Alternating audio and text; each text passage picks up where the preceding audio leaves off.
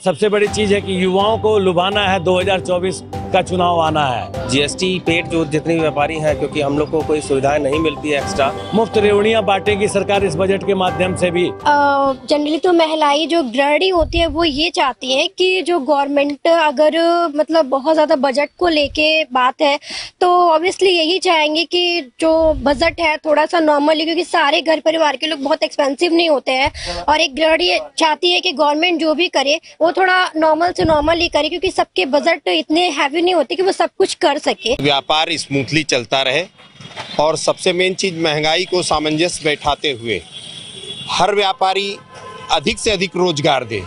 जैसे अभी पहले भैया ने कहा कि रोजगार बड़ी चीज है, तो व्यापारी व्यापार के माध्यम से रोजगार देना चाहता है। आज जो ये मान लीजिए फैक्ट्रियां लगेंगी तो वो भी एक बहुत बड़ा व्यापार है। उससे कोई नई चीज़ की फैक्ट्री लगती है, उससे नई नई तरह की दुकानें खुलेंगी, उसमें काम करने वालों को रोजगार मिलेगा। और कहीं भी फैक्ट्री अगर डेवलप हो रही है तो उसके आसपास देखिए कितनी छोटी छोटी तरह की दुकानें, चाय पानी नाश्ते वगैरह की, वो लोग अपना घरेलू व्यापार उसके आसपास फैला करके ही जो है कमाना खाना जो है, ये बहुत बड़ी चीज़ है आजकल के तारीख में। स्वरोजगार, जैसे मोदी जी ने कहा था कि स्वरोजगार करिए, चाय की दुकान खोलिए, पकौड़े की दुकान खोलिए।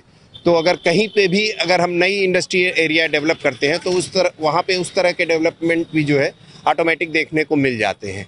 और बाकी व्यापारी की देखिए आशाएं तो हमेशा रहती हैं तो कुछ ज़्यादा से ज़्यादा व्यापारियों के ही हक में करे जो है। अब ये है कि सरकार कितना कर रही है, लगातार मान लीजिए गड्ढा बहुत बड़ा होता है, धीरे धीरे भरने में समय लगता है।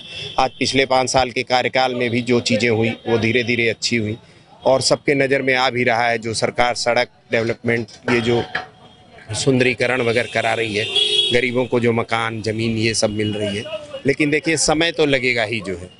सही अगर पूछिए तो किसी भी काम को ऊंचाई पे ले जाने में समय लगता है। सरकार ने अपनी मंशा जाहिर कर दी कि बजट का सारा फोकस इन्वेस्टर समिट पर होगा।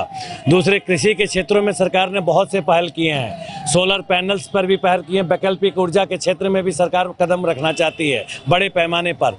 तो इस बजट में हम उम्मीद करते हैं कि इन्वेस्टर समिट को और व्यापक रूप देने के लिए इंफ्रा डेवलप करना, और इंफ्रा डेवलप करने के लिए इस बजट में सरकार अपने पूरी ताकत के साथ उस क्षेत्रों में काम करेगी। और सबसे बड़ी चीज़ है कि युवाओं को लुभाना है, 2024 का चुनाव आना है। तो इसके लिए भी आप समझिए कि मुफ्त अनाज शुरू हो गया, मुफ्त रेवड़ियां बांटेगी सरकार इस बजट के माध्यम से भी, दूसरे भाषा में हम ये कह सकते हैं। और सरकार का फोकस युवाओं पर खास करके रहेगा, क्योंकि जो नए युवा हैं वो हमेशा उड़ते हुए सरकार को पूजते हैं। तो उन युवाओं पर भी सरकार का फोकस इस बजट के माध्यम से दर्शाया जाएगा। और पुलिसिंग पर भी सरकार की फोकस है, क्योंकि लॉ ऑर्डर जो है वो आगे की रूपरेखा तय करती है।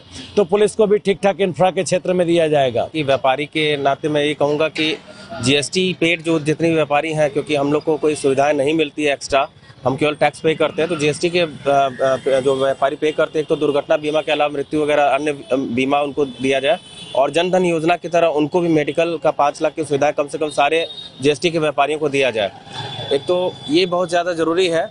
और रोजगार के मामले में कह सकते हैं सरकार, देखिए केंद्र सरकार ने इंफ्रास्ट्रक्चर पे और कृषि पे बहुत ज़्यादा ध्यान दिया है, तो यूपी गवर्नमेंट भी वही करेगी। तो इंफ्रास्ट्रक्चर का मतलब हो गया कि इन्वेस्टर समिट का मतलब जो कराया सरकार ने, तो इसका मतलब है कि आपको इंडस्ट्रीज पे बहुत ज़्यादा फोकस रहेगा।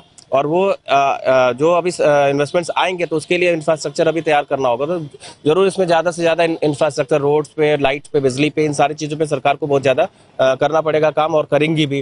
क्योंकि योगी जी खुद मार्केटिंग एक तरह से कर रहे हैं अपने प्रदेश का, तो ब्रांडिंग कर रहे हैं, तो उनसे अच्छा ब्रांड एम्बेसडर कोई हो भी नहीं सकता।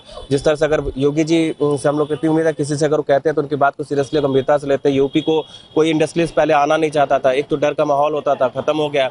जब योगी जी गारंटी करते हैं कि नहीं आपको सारी सुविधाएं मिलेगी, तो अब इससे एक बहुत बड़ा फैक्टर, जो एक बड़ी चीज़ है कि एक तो हमारे स्टेट को हमें बहुत ज़्यादा रेवेन्यू मिलेगा, दूसरा रोजगार बहुत ज़्यादा होगा। मैं नौकरी की नहीं, मैं रोजगार की बात कर रहा हूँ, क्योंकि नौकरी तो एक अपनी जगह डायरेक्ट इंडायरेक्ट मिलता है। रोजगार का मतलब जब एक इंडस्ट्री डेवलप होती है और तो उसके साथ पैरेलल हजारों इंडस्ट्री डेवलप हो जाती है, छोटे छोटे बहुत सारी होती है। जैसे कार की निर्माता कंपनी अगर कहीं आती है तो सारी चीज़ों खुद नहीं बनाती है, गियर कोई और बनाता है, स्टीयरिंग कोई और बनाता है, लाइट कोई और बनाता है, तो वो साथ साथ वहाँ पे डेवलप कर जाती है।